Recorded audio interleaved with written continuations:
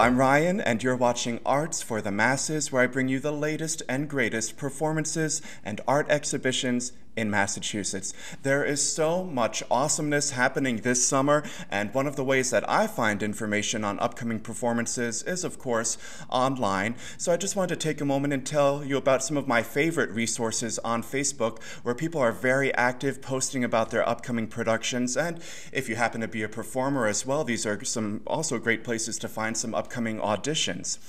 So those Facebook groups are North of Boston Regional / Community Theater, EMACT, which is Eastern Massachusetts Association of Community Theaters, South Shore MA Theater Info, Central Mass Theater, and I'm excited to be launching artsforthemasses.com, where I'm updating the calendar every day with new events. I screen everything, and I put a real emphasis on supporting community theaters and smaller regional houses that might not get the same support and media attention as some of the big theaters up in Boston. So if you have an upcoming event and you don't see it on my calendar, please reach out. I'd love to add it in there. Send me some information, the dates that it's playing. If you have a graphic, that's great too, and I'll make sure it gets posted. Or even better, join me here virtually to have a little conversation and promote your upcoming production.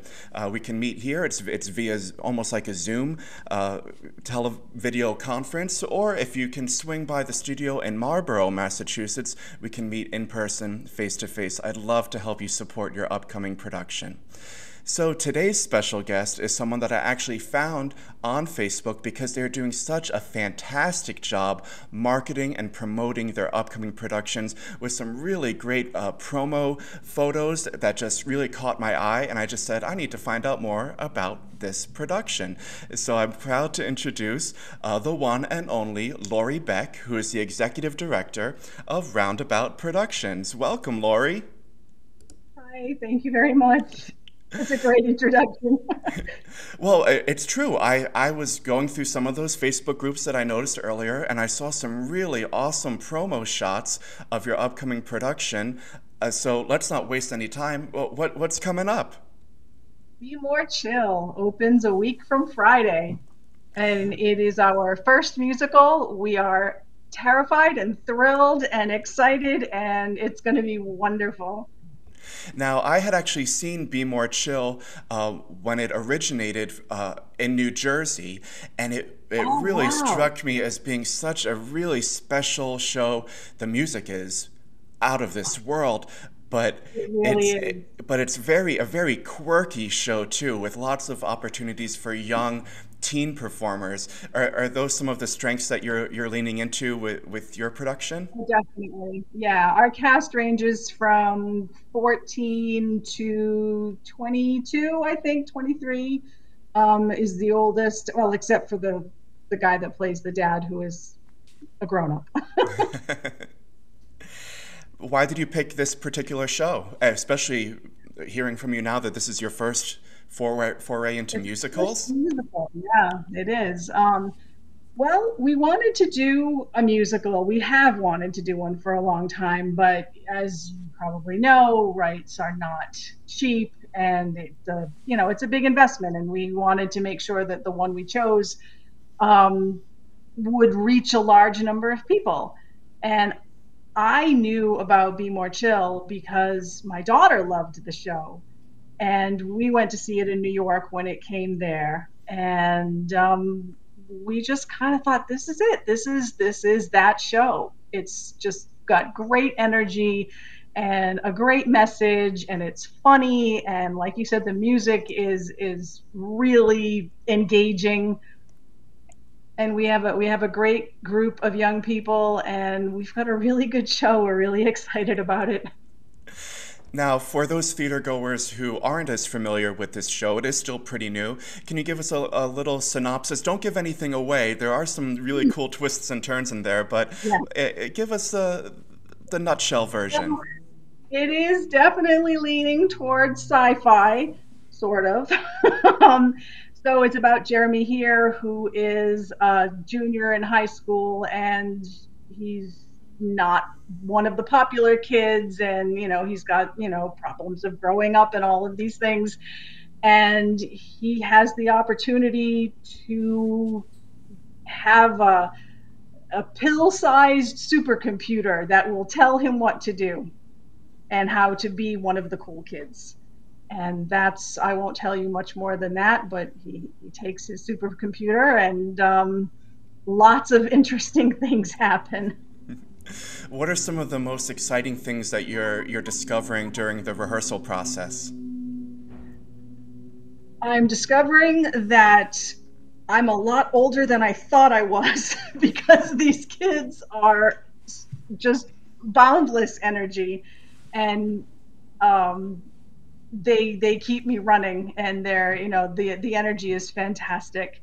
I'm discovering that there you don't necessarily need huge sets and huge production values, although I think our production values are quite good. It's a minimal set. We're relying a lot on lights, and we have a very interesting visual presentation. And it's nice to be able to do all that and keep the energy and not have to rely on walls and doors and things like that. I think that's just one of the most important things you can do in theater anyway, is focus on telling the story.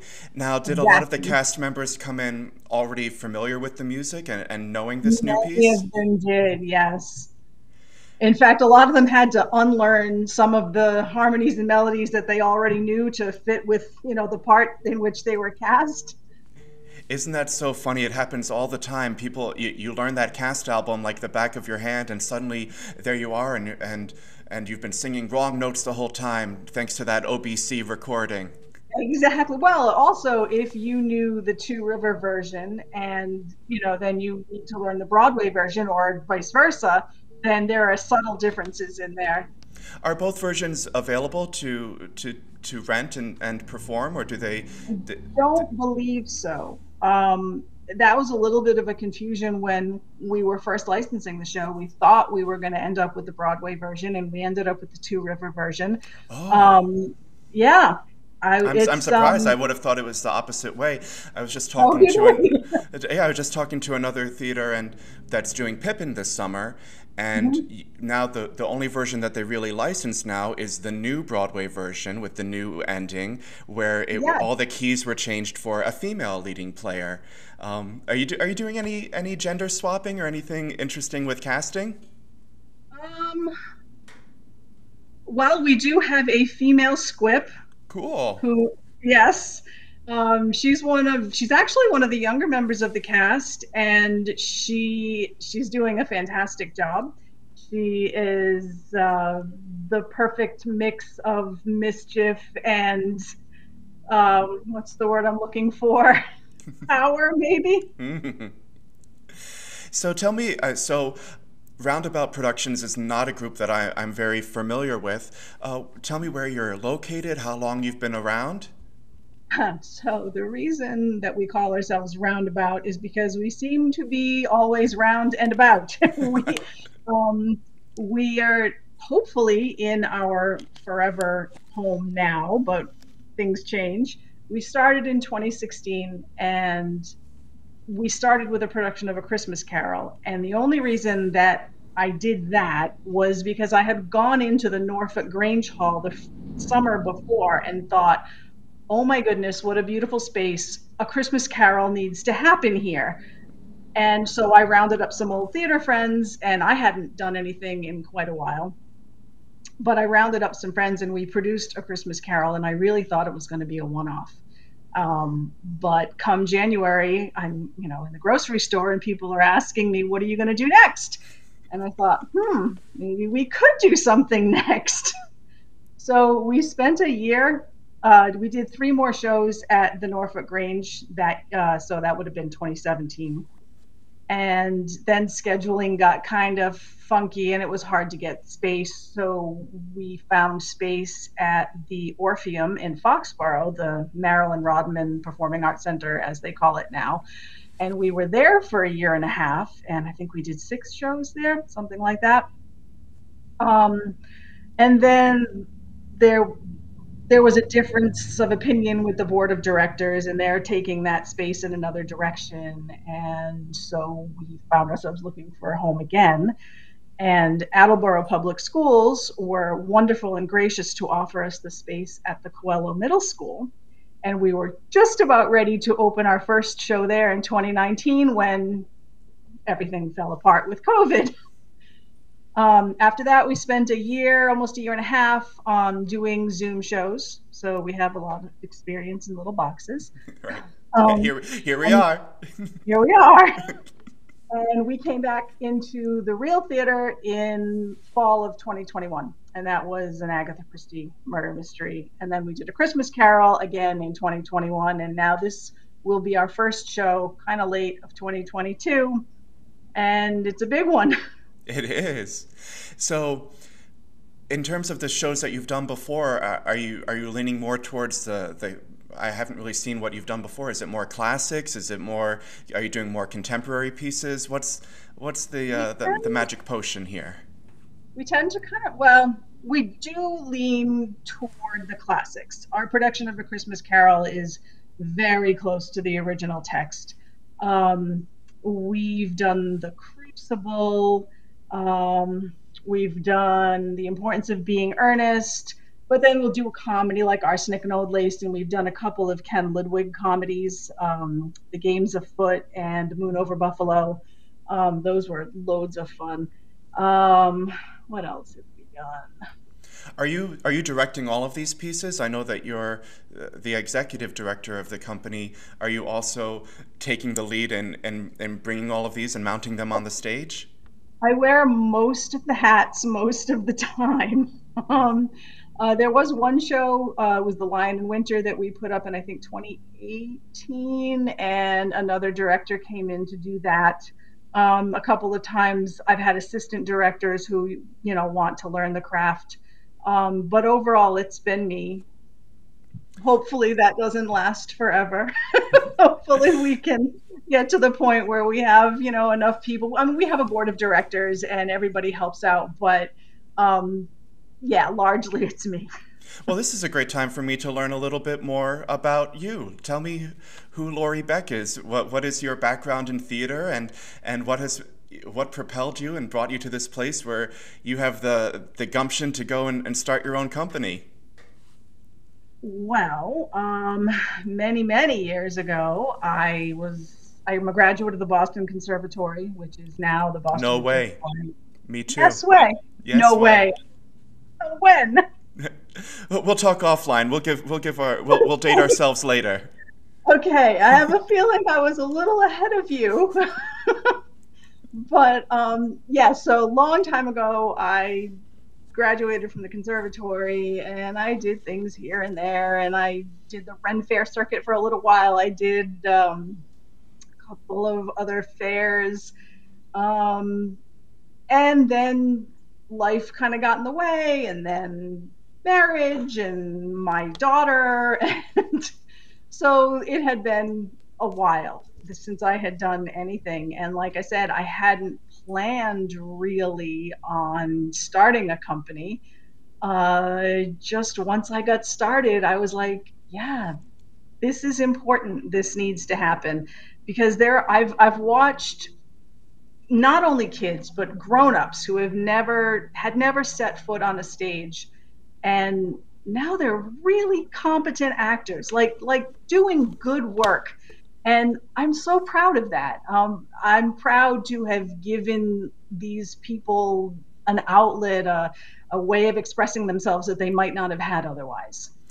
I think that's one of those rare things that community theater really can do and usually does succeed in is Mm-hmm. is building community, and community is that first word Very there. much And so. and the friends that I've made in community theater have lasted me a lifetime. Mhm. I've gigged around and done other professional shows and regional gigs, but it's the friends that you made in that in that barn that last you a Exactly. lifetime. Those are the experiences you remember.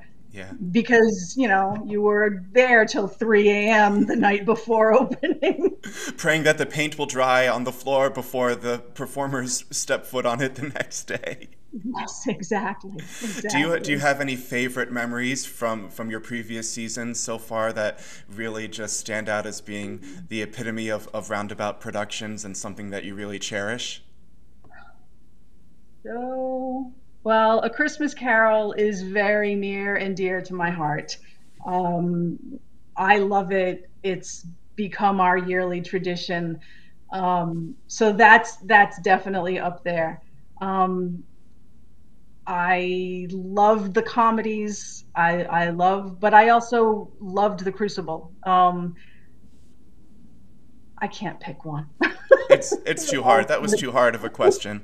hard. So so so A Christmas Carol is now in your standard repertoire. Do you plan to do it again this season? Yeah, we will. And will you be bringing back any do performers return in their same roles from previous years, or do you try to switch it up Very every year? often. No, very often they come back.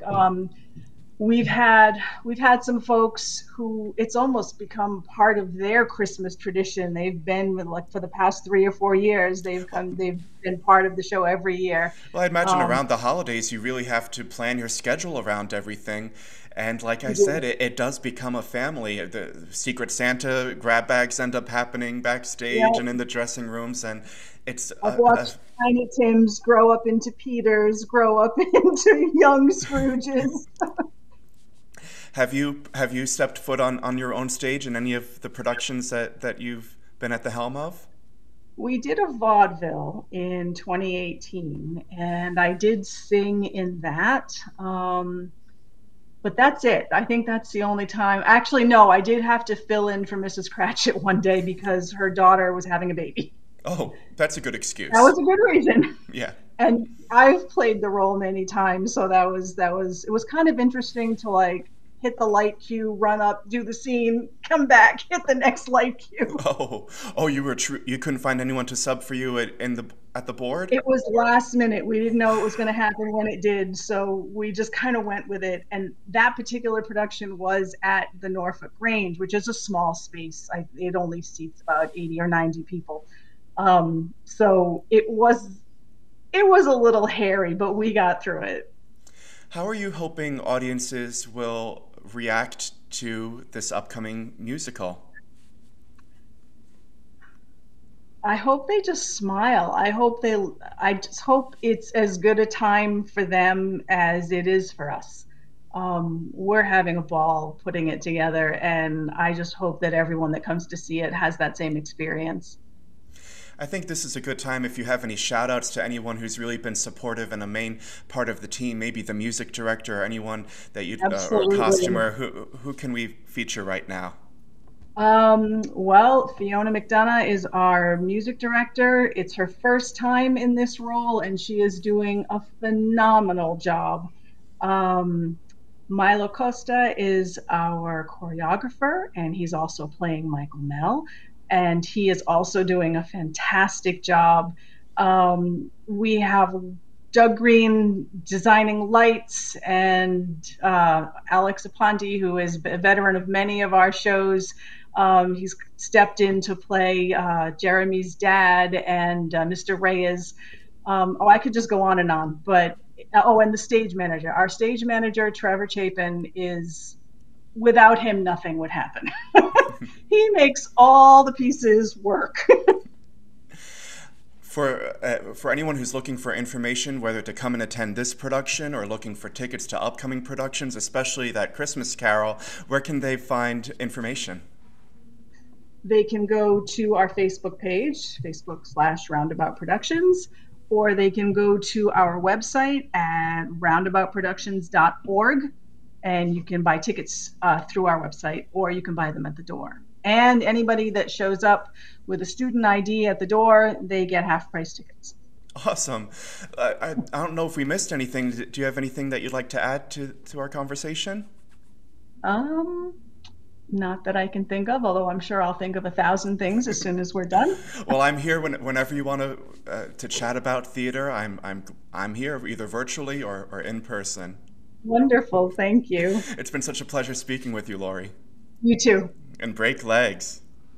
Thank you. And thanks again for having me. My pleasure. Well, that brings us to the end of another episode of Arts for the Masses. Like I said, I want to help you promote your upcoming shows. This is an awesome platform, and I'm not going to charge you a dime. Please get in touch. Ryan at artsforthemasses.com. I'd love to have you here and feature you all over Facebook and YouTube and the internet. Have a great day.